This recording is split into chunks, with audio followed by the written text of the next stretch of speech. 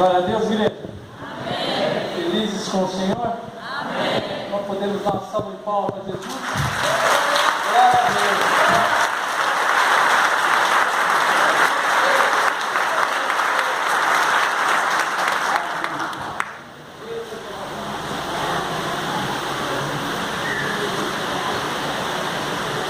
A Aninha falou se nós estávamos preparados.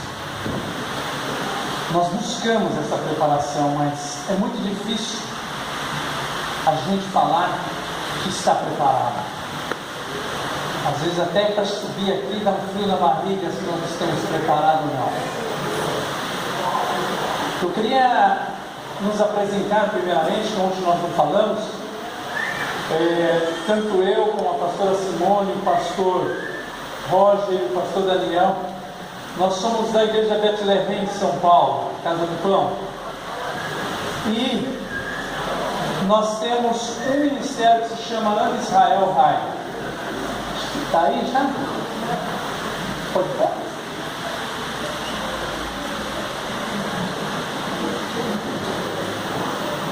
Esse é o ministério onde nós mandamos voluntários para Israel.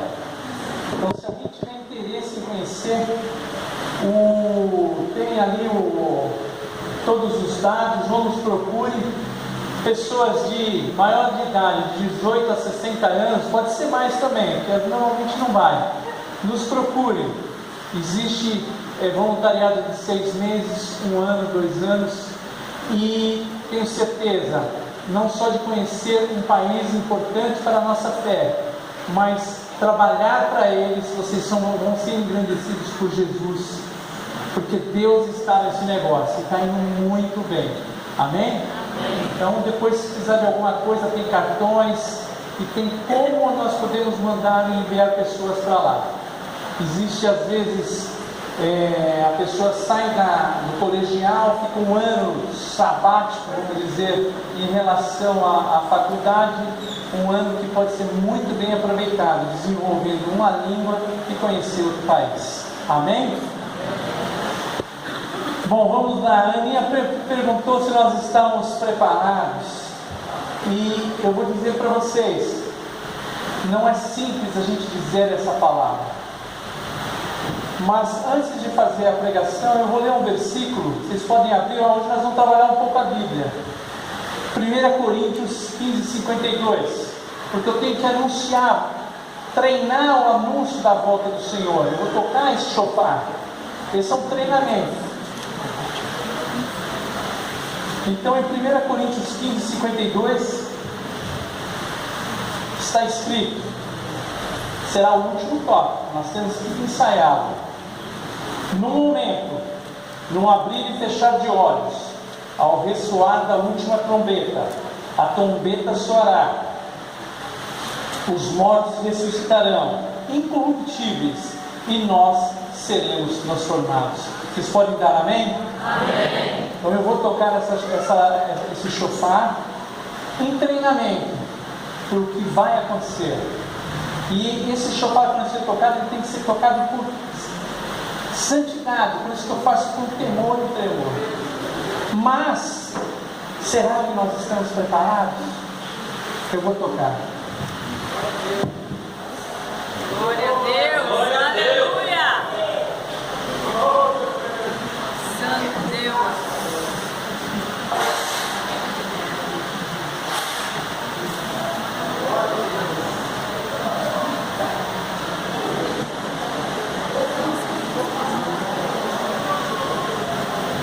Não tocou. Precisamos nos aprimorar mais. E esse seminário ele diz das 10 virgens.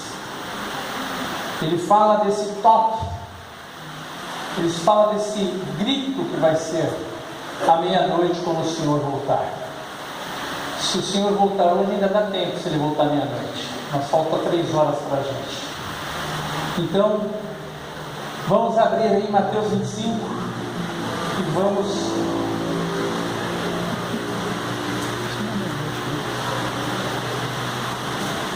A música já disse tudo, né? Ela falou Então o reino dos céus será semelhante a 10 virgens que tomando as suas lâmpadas saíram encontrar com o noivo. 5 dentro delas eram nécias e 5 prudentes. As nécias, ao tomarem suas lâmpadas, não levaram azeite consigo.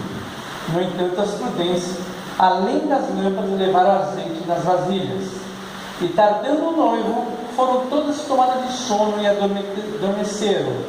Mas à meia-noite ouve-se o grito, que é o tema desse congresso: eis o noivo, saia ao seu encontro. Então se levantaram todas aquelas virgens e se prepararam as suas lâmpadas. E as nécias disseram aos prudentes: dai-nos do seu azeite, para que a nossa lâmpada não estão se apagando. Mas os prudentes responderam: não, para que não nos falte a nós e a vós outras. Ide antes que os que vendem e comprai. E saindo elas para comprar, chegou o noivo. E as que estavam apercebidas entraram com ele para as bodas, e fechou-se a porta. Mais tarde chegaram as virgens nécias, clamando: Senhor, Senhor, abri-vos as portas. Mas ele respondeu: em verdade vos digo que não vos conheço. Aqui está a chave desse versículo: vigiai, pois, porque não sabeis o dia nem a hora do Senhor. Vigiai. Então, para essas noivas nécias, se nós tivermos nécios, se eu estiver nécio, tem chance para mim ainda. Então nós temos que vigiar. E nós vamos decorrer nessa palavra. Amém?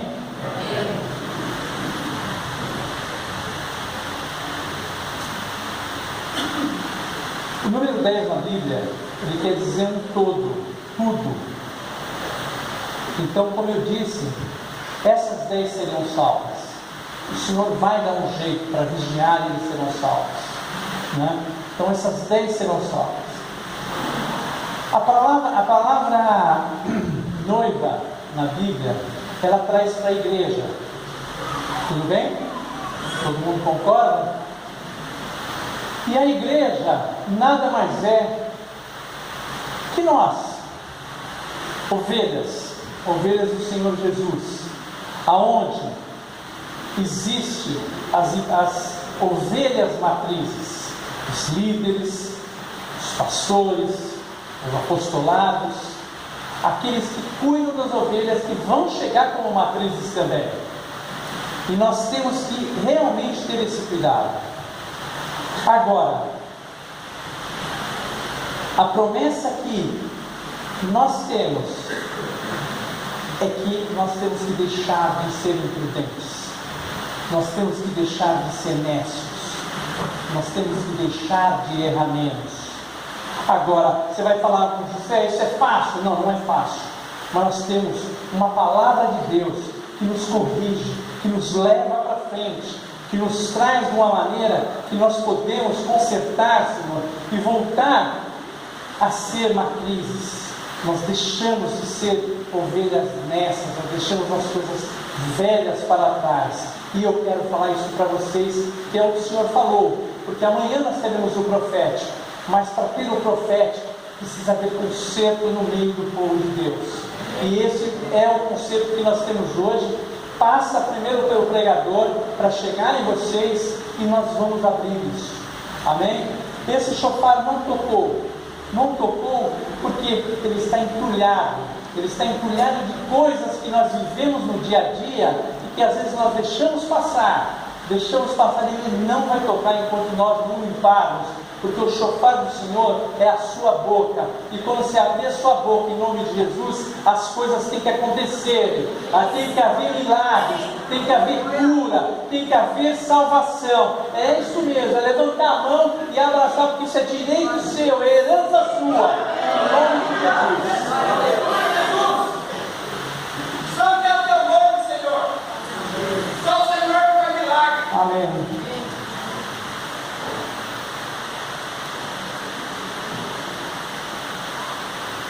Lucas, ele fala no Lucas 3, no versículo 4 e 6, ele repete, depois de mais ou menos,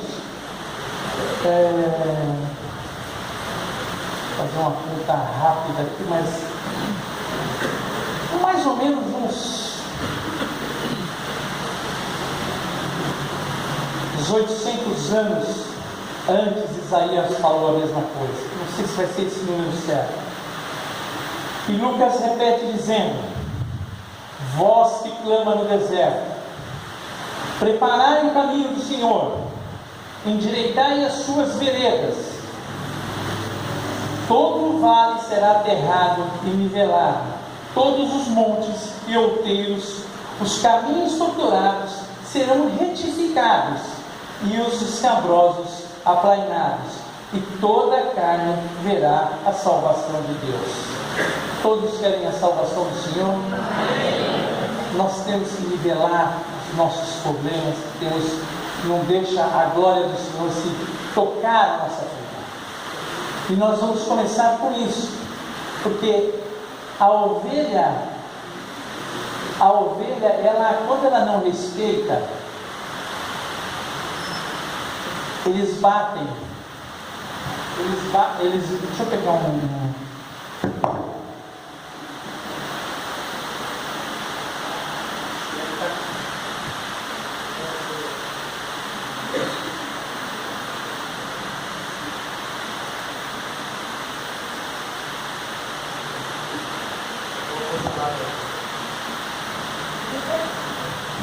esse é um mini cajado.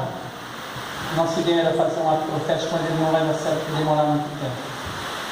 Esse lado aqui, ele pega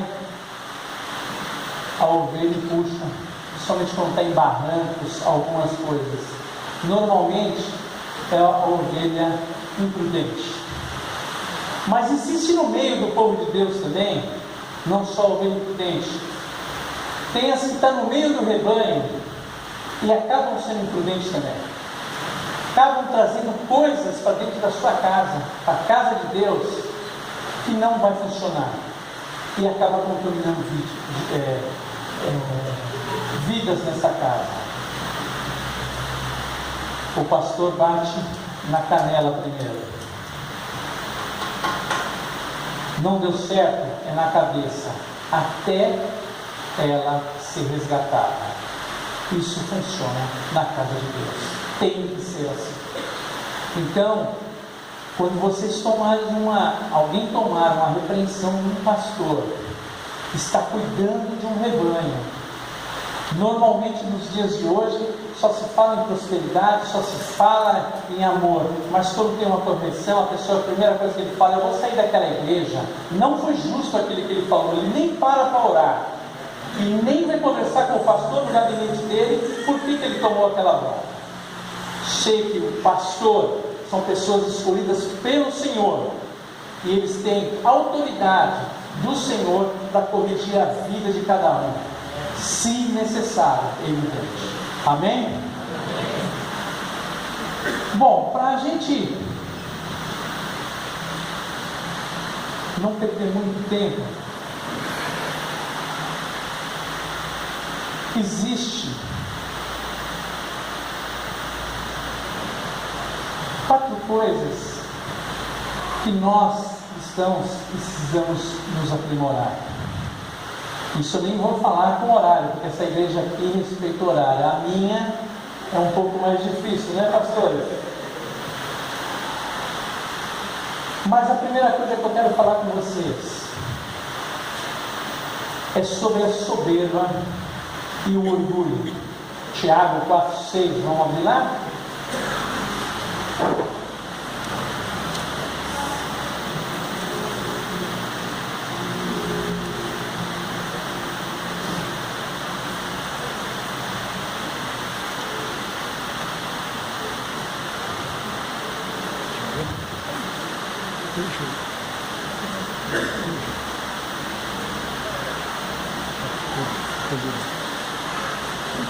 Pastor aqui voa. Deixa eu chamar, vamos lá. Tiago 4,6.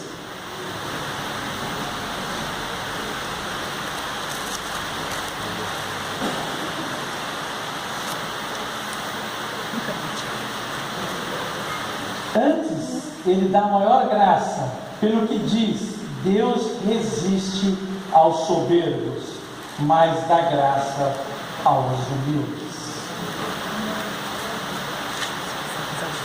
A soberba dentro da igreja, ou dentro de um líder, dentro de um cristão, é um câncer, porque você nunca vai ficar contente com nada. Normalmente o soberbo não para na igreja, normalmente o soberbo critica a palavra depois que aconteceu, que ele poderia fazer melhor, e normalmente o soberbo deixa muitas pessoas contaminadas dentro da casa de Deus. E essa palavra o Senhor abomina, que é o soberbo. Se nós tivermos alguma raiz de soberba, hoje vai sair. Amém? Glória a Deus. Existe uma palavra em hebraico que se chama kavaná. É a intenção que vem do coração. E a soberba, ela sai do coração. Tem um sábio judeu, ele diz o seguinte: acordai do vosso sono e ponderai sobre o que tens. O que tens feito? Lembrai-vos do Criador e voltai a Ele com arrependimento. Não perdei tempo com coisas vãs e temporais, e caminhos errados, e maus pensamentos. Voltar a Deus, através de Jesus, para ter misericórdia de nós. Podemos dar glória a Deus e amém? E tem um ditado que eu gosto muito: a vida só pode ser vivida para frente, que é a promessa do Senhor para a nossa vida. Mas só pode ser compreendida se olharmos para trás, que é a lei. Agora, eu vou falar assim: José, você vai voltar para trás? Não, você faz com o peixe. Você vai em direção à sua promessa, que a lei vai aparecer na frente, e você vai conseguir traduzi-la e transformar em bênção para você, para sua família, para sua casa, para sua igreja, e onde você estiver, será bênção ao Senhor. Amém? Mais um momento que o Senhor abomina, que nós precisamos hoje eliminar na nossa vida: a preguiça. E a preguiça não é só aquela que nós deixamos de trabalhar ou fazemos um anédio, não. É quando nós deixamos as coisas correrem quando o principal já teria que ser feito. Vocês abram em Provérbios 6, do 6 ao 11, e deixa aberto em Provérbios.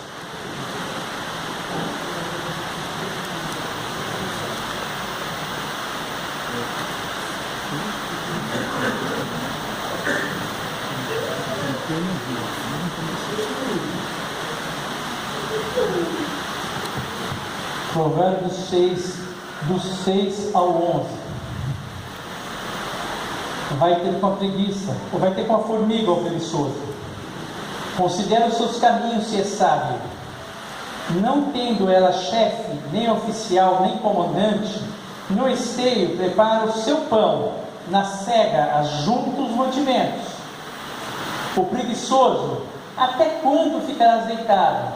Quando te levantarás do teu sono? Um pouco para dormir, um pouco para tosquenejar, um pouco para cruzar os braços em repouso? Assim sobreviverá a tua pobreza, como um ladrão, e a tua necessidade como um homem armado. O Senhor abomina a preguiça. O Senhor honra quem trabalha. E honrar o trabalho não é só um trabalho secular, um trabalho de individual, um representante, um vendedor. O trabalho, ele pode ser na casa do seu vizinho, ele pode ser falando a palavra de Deus para alguém que está precisando ouvir. E esse é o trabalho que o Senhor quer de nós.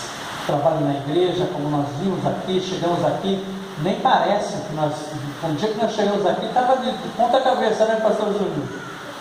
E ficou esse lugar maravilhoso. Porque pessoas estão trabalhando. Se fosse mais fácil cruzar os braços e alugar um galpão aqui, talvez daria na mesma. Mas agora vocês estão na casa de Deus, do jeito que vocês querem, bem acolhidos. E isso é que importa ao Senhor. A casa de Deus está linda. E isso o Senhor olha e vai abençoar vocês. Não existe preguiça. E eu abençoo a vida de vocês por causa disso. Amém? Vamos andar mais um pouquinho mais. A mentira. Provérbios 6, 16 ao 19.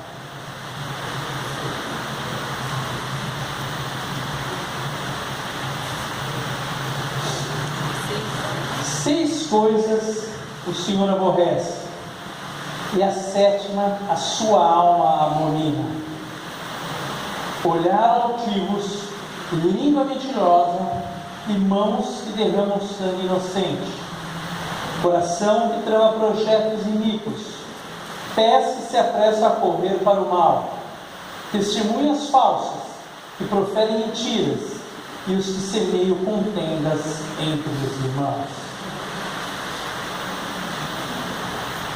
Aqui, se fosse um seminário de leitura e libertação, nós teríamos que fazer cada um a um. Não dá para fazer no coletivo, se mistura. Que nós temos problemas nesse versículo, provavelmente nós temos. Poderia falar com o José? Ah, ele está ocupado, não pode agora. Mesma coisa que trair. A mesma coisa. Não tem pecadinho e pecadão. É a mesma coisa olhar altivo, língua mentirosa. Não tem pecadinho nem pecadão. Se nós temos hábitos que não condiz a palavra do Senhor, hoje cai por terra e vamos corrigir. Hoje. Eu estou me incluindo nisso. Estou me incluindo nisso. Nessa palavra. Amém? Vamos para Daniel 9:9.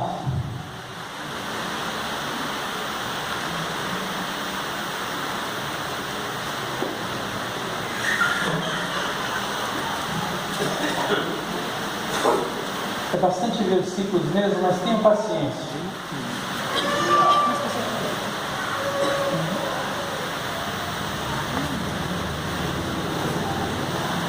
Ao Senhor nosso Deus pertence a misericórdia e o perdão, pois nós temos rebelado contra Ele. Perdão é uma coisa muito séria, muito séria.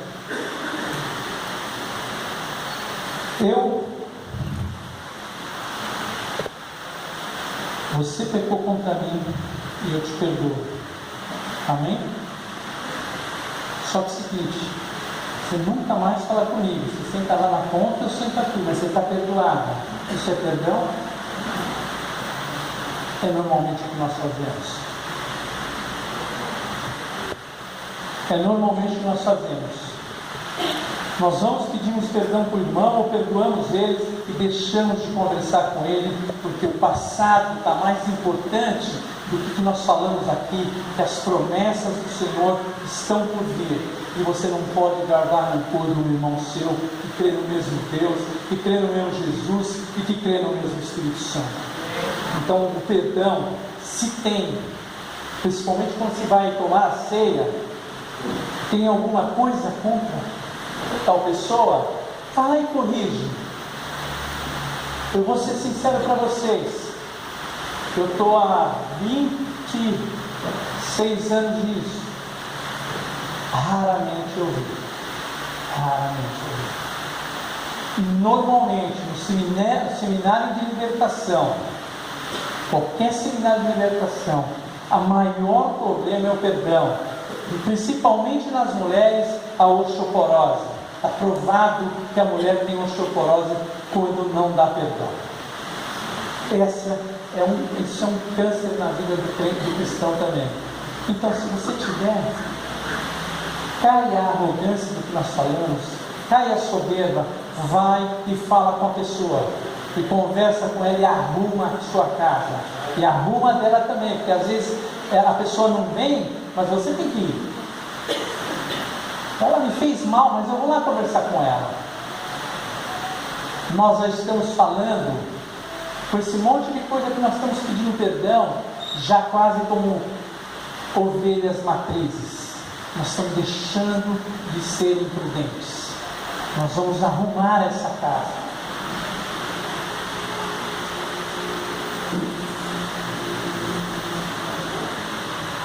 Romanos 14, 22, 23.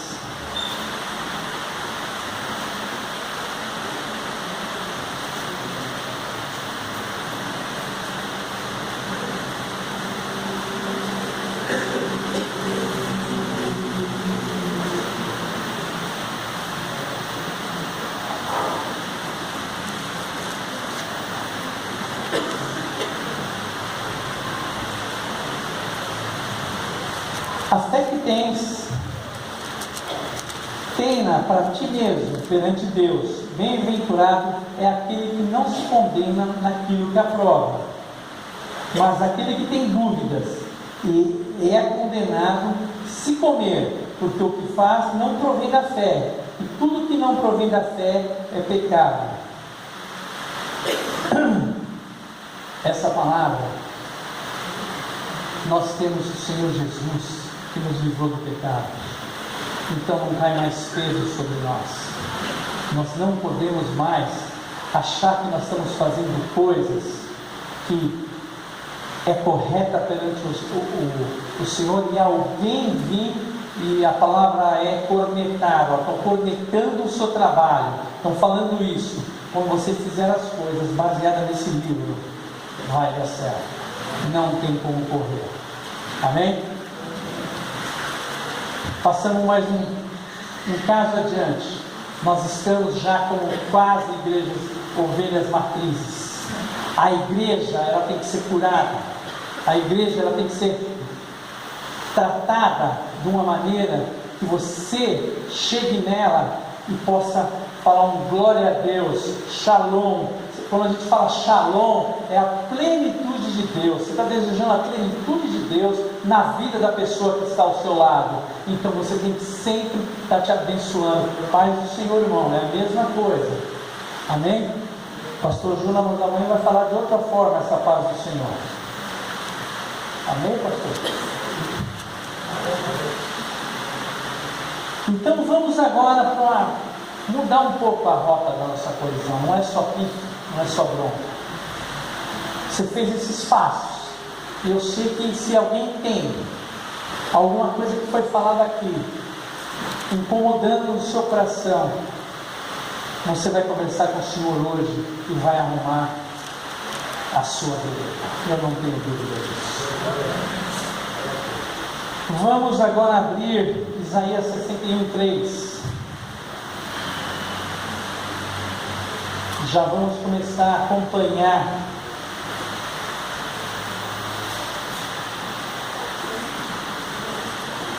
perdão, não dá não. Eu falei em Lucas 6, 17 a 19.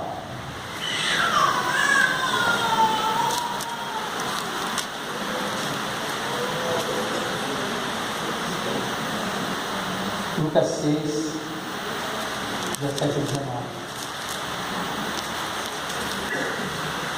A sua igreja, aqui tem várias igrejas, ou você, pessoa física mesmo, tem que ser um hospital.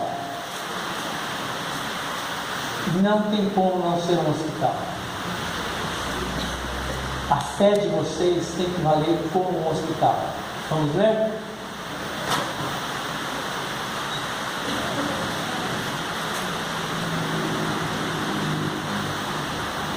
E descendo com eles, parou numa planura onde se encontravam muitos discípulos. seus, e grande multidão do povo, toda a Judeia de Jerusalém, do litoral de Tiro e de Sidom, que viram para o ouvirem e serem curados de suas enfermidades. Também os atormentados por espíritos imundos eram curados. Aqui tem várias igrejas.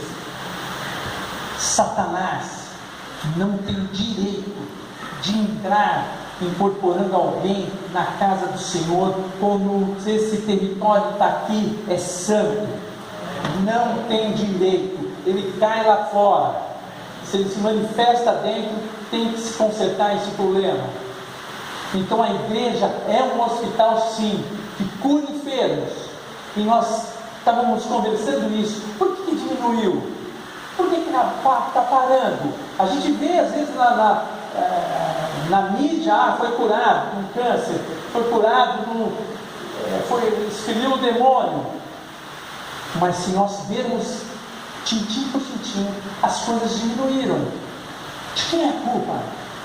A culpa é nossa, da igreja, porque não estamos exercendo a fé que o Senhor nos deu autoridade para ser, e isso não cabe só aos pastores, não cabe só aos pastores, cabe a todo mundo que frequenta a casa do Senhor. Amém? Amém. A casa de Deus tem que ser uma prisão. Efésios 3:1. Genérico, viu, gente?